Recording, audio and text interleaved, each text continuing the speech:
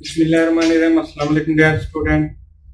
आज हमारा लेक्चर है 9th केमिस्ट्री चैप्टर नंबर 2 से रिलेटेड। ये आज हमारा चैप्टर नंबर 2 का स्टार्ट है। लास्ट टाइम हमने चैप्टर नंबर 1 कंप्लीट किया।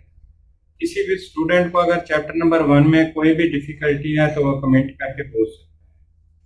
उसके बाद मैंने आपको पहले भी बताया था कि आपने केमिस्ट्री को रट्टा हरगिज नहीं लगाना, केमिस्ट्री को समझ कर पढ़ना है, क्योंकि केमिस्ट्री को अगर आप रट्टा लगाएंगे तो केमिस्ट्री में आप कामयाब नहीं हो सकते।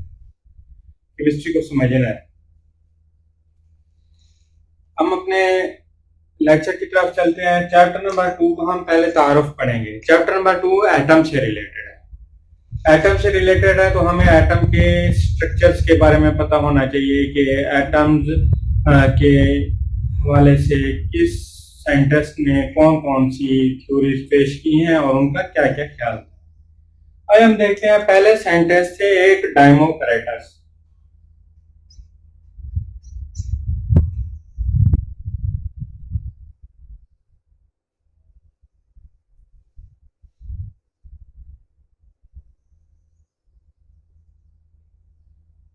ये जो साइंटिस्ट थे इन्होंने सबसे पहले एटम के हवाले से कोई पेशगोई की। इसने कहा कि हमारे पास जितना भी मैटर है ये सारे का सारा एटम से बना हुआ है। क्या हमारे पास जितना भी मैटर है ये एटम से बना हुआ है। Every matter is made up of atom. लेकिन उसने कहा एटम क्या है? एटम एक इनडिविजिबल पार्टिकल है। Atom is a indivisible particle. Atom को हम मजीद तकसीम नहीं कर सकते। डेमोक्रिटस ने क्या कहा? हमारे पास कोई भी मैटर है, ये मैटर है, हम इसको तोड़ते जाएं, एक इसका यूनिट ऐसा आएगा कि हम उसको मजीद नहीं तोड़ सकते। उस यूनिट को डेमोक्रिटस ने एटम का नेम दिया। लातिन वर्ड में है से निकला है एटम। लातिन वर्ड से निकला है एटमोस। एटमोस किसको कहते हैं? इनडिविजिबल। उसका मीनिंग क्या? इनडिविजिबल। डेमोक्रिटस ने कहा कोई भी मादा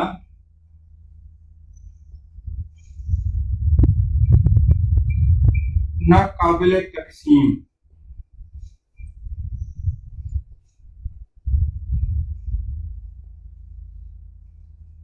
पार्टिकल से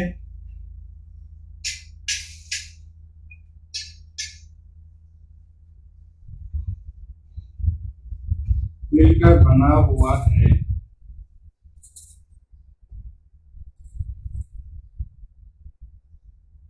ऐसे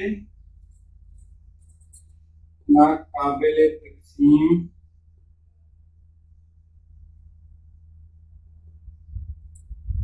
ज़रात को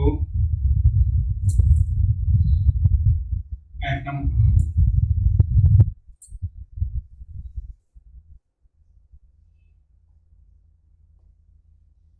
क्या कहा डेमोक्रिटस ने? मादा जो भी है वो सारे का सारा नाकाबिल तकसीम ज़रात से मिलकर बना हुआ है। ऐसे ज़रात को हम क्या कहते हैं? एटम कहते हैं।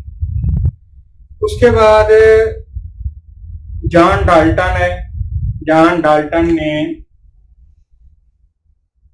1808 जॉन डाल्टन ने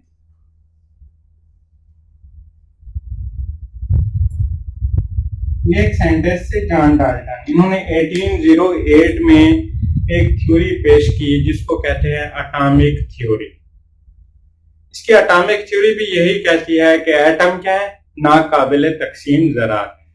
जॉन डाल्टन की एटॉमिक थ्योरी क्या है? इसकी एटॉमिक थ्योरी भी यही है कि एटम नाकाबिल तकसीम ज़रात है।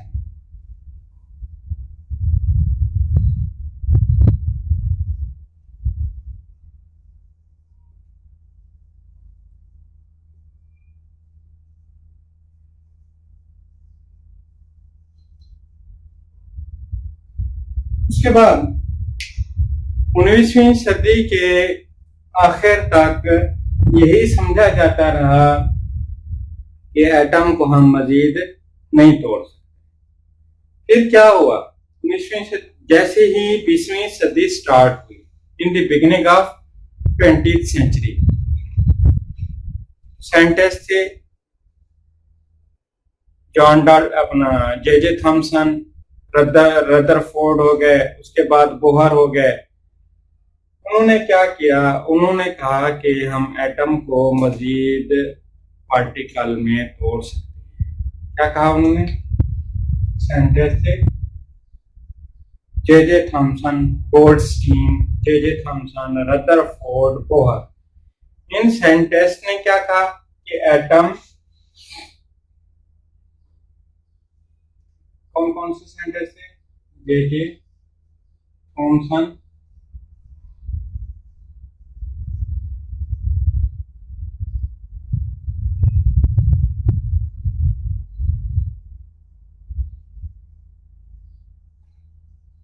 रदरफोर्ड, बोहर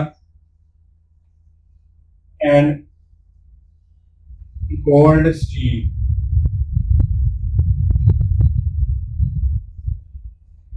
ये साइंटिस्ट थे। इन्होंने क्या कहा, 20वीं सदी के स्टार्ट में इन साइंटिस्ट ने कहा कि ये जो कहते हैं ना डेमोक्रेटस या जॉन डाल्टन के एटम नाकाबिले तकसीम है, ऐसा नहीं है।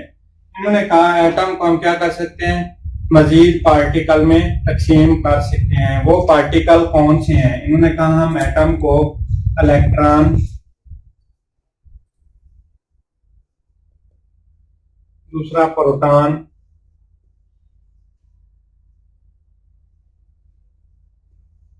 और तीसरा क्या, न्यूट्रॉन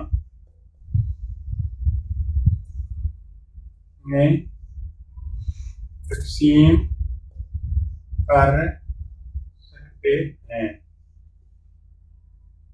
अच्छा, ये तो इन्होंने कह दिया। फिर क्या हुआ? वक्त गुजरता रहा। ये जो साइंटिस्ट थे जे थॉमसन, गोल्डस्टीन, रदरफोर्ड, इन्होंने डिफरेंट एक्सपेरिमेंट किए। तो गोल्डस्टीन थे, गोल्डस्टीन ने क्या किया, गोल्डस्टीन ने डिस्कवर किया प्रोटॉन को। किसको?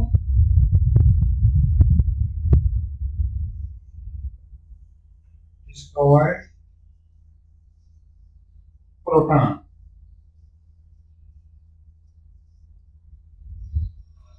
गोल्डस्टीन ने प्रोटॉन को दरियाफ्त किया। उसके साथ ही जो कौन थे, जे थॉमसन,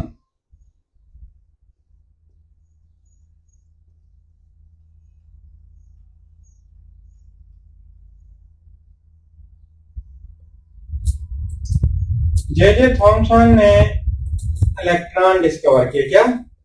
इलेक्ट्रॉन को।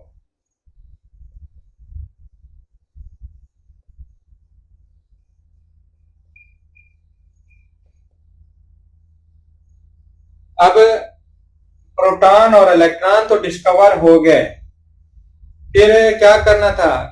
साइंटिस्ट ने ये बताना था कि एटम में ये जो पार्टिकल हैं, प्रोटॉन, इलेक्ट्रॉन, न्यूट्रॉन वगैरह, ये एटम के अंदर सेट कैसे हैं, एटम इनसे कैसे बना हुआ है।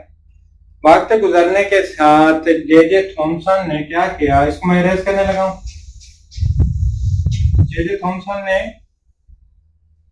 कहा कि जो एटम है उसका जो स्ट्रक्चर है वो पाल्म पुडिंग की तरह है। उस थ्योरी को क्या नाम दिया गया? Palm pudding theory.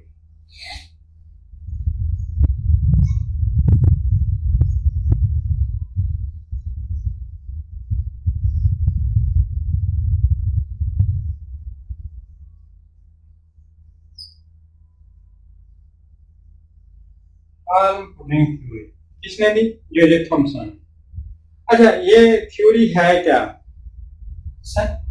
थॉमसन ने कहा जो एटम है वो क्या है, एक बहुत बड़ा पॉजिटिव चार्ज है। उसके ऊपर क्या है, ये पॉजिटिव चार्ज हो गया। उन्होंने कहा कि इसके ऊपर जो नेगेटिव चार्ज हैं, जिनको हम क्या कहते हैं, इलेक्ट्रॉन, इलेक्ट्रॉन उसके ऊपर ऐसे चिपके हुए। इस स्ट्रक्चर को क्या नाम दिया गया? Palm pudding. पाल्म पुडिंग क्या है? एटम का जो प्रोटॉन है वो एक पॉजिटिव चार्ज है, ये एटम का बहुत बड़ा हिस्सा है पॉजिटिव। उसके बाद जो इलेक्ट्रॉन है वो पॉजिटिव चार्ज के ऊपर छोटे छोटे ज़रात हैं वो चिपके हुए हैं। अब इसको इस तरह समझें जैसे हम खीर बनाते हैं। खीर में क्या होती है, दो मेजर चीजें होती हैं, चावल और दूध, मिल्क एंड राइस। अब देखें हमें नजर आने में जो खीर है वो सारा कैसा नजर आती है, वाइट नजर आती है, क्योंकि उसमें जो दूध है वो सारा फैला हुआ है। जो दूध है वो क्या है, पॉजिटिव चार्ज है, एक बहुत बड़ा हिस्सा उसका क्या है, दूध है। जो राइस हैं, राइस के दाने छोटे छोटे उस पर चिपके हुए हैं। इसी तरह जो इलेक्ट्रॉन है वो राइस के दानों की तरह प्रोटॉन जो कि पॉजिटिव चार्ज है, बड़ा चार्ज है, उसके ऊपर चिपके हुए हैं। इस थ्योरी को कहा गया पाल्म पुडिंग थ्योरी। ये था आज के चैप्टर का इंट्रोडक्शन। इसका कुछ इस तरह का था कि इसमें जो सेंटेंस थे उन्हीं के काम ही थे, हमने जो उन्होंने काम किए थे हमने वही काम उनके आपको बताने थे। इसमें जो चीजें समझाने वाली थी वो मैंने आपको बताई हैं। इंशाअल्लाह नेक्स्ट टॉपिक में हम जितना भी उस टॉपिक से रिलेटेड कंसेप्ट होंगे हम वो सारे के सारे कवर करने की कोशिश करेंगे, क्योंकि आपने आगे जाकर एफएससी में जाना है। एफएससी में यही जो कंसेप्ट है, बेसिक कंसेप्ट यही है, वहां पर सिर्फ क्या है, थोड़ी सी एक्सप्लेनेशन की गई है टॉपिक्स की। अगर आप यहाँ से ये सारी चीजें समझ कर जाएंगे तो आपको एफएससी में कोई टेंशन नहीं होगी इंशाअल्लाह। आज के लिए इतना काफी। अल्लाह हाफिज।